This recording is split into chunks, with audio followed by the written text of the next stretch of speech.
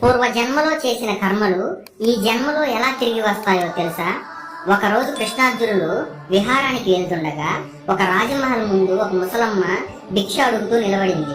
ఆమెను చూసిన ఆ రాజు పో ఇక్కడి నుంచి అంటూ ఆమెను కాలుతో తన్ని ఆమె చేతిలో ఉన్న పాత్రను దూరంగా విసిరేస్తాడు. ఆ ముసలమ్మ అవమానంతో కన్నీళ్లు పెట్టుకుంటూ అక్కడి నుంచి వెళ్లిపోతుంది. అది చూసిన కృష్ణుడు, అర్జున, నీవు వెళ్లి ఆమె దగ్గర భిక్ష స్వీకరించు అని చెప్పాడు. అర్జునుడు ఆమె చిన్న గుడిసె దగ్గరకు వెళ్లి, అమ్మా, తినడానికి ఏమన్నా ఉంటే పెట్టమ్మా అని అడిగాడు. అప్పుడు ఆ ముసలమ్మ తాను తినడానికి దాచుకున్న కొద్దిపాటి ఆహారాన్ని కూడా సంతోషంగా అర్జునుడికి ఇచ్చేసింది. అర్జునుడు ఆ ఆహారం తిని అక్కడి నుంచి వచ్చేశాడు.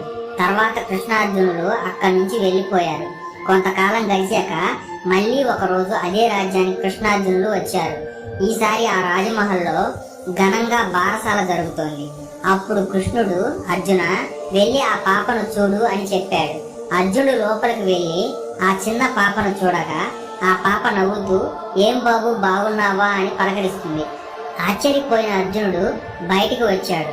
అప్పుడే పక్కన పడేసిన అన్నాన్ని తినడానికి ఒక జబ్బు పట్టిన కుక్క ప్రయత్నిస్తోంది. కానీ మిగతా కుక్కలన్నీ దానిని కరచి తరిమేస్తున్నాయి. అది చూసిన అర్జునుడు, కృష్ణ, ఇదంతా ఏమిటి అని అడగగా అప్పుడు కృష్ణుడు చిరునవ్వుతో ఇలా చెప్పాడు, అర్జున, ఇప్పుడు ఈ రాజమహల్లో పుట్టిన ఈ చిన్న పాప, ఆమెను కాలితో తన్ని అవమానించిన ఆ రాజు ఇప్పుడు ఆ జబ్బు పట్టిన కుక్కగా పుట్టాడు. కర్మ ఎవరిని వదిలిపెట్టదు అర్జున. మనిషి చేసిన మంచి చెడు ఎప్పటికైనా తిరిగి తనకే వస్తాయి. జై శ్రీకృష్ణ అని కామెంట్ చేయండి.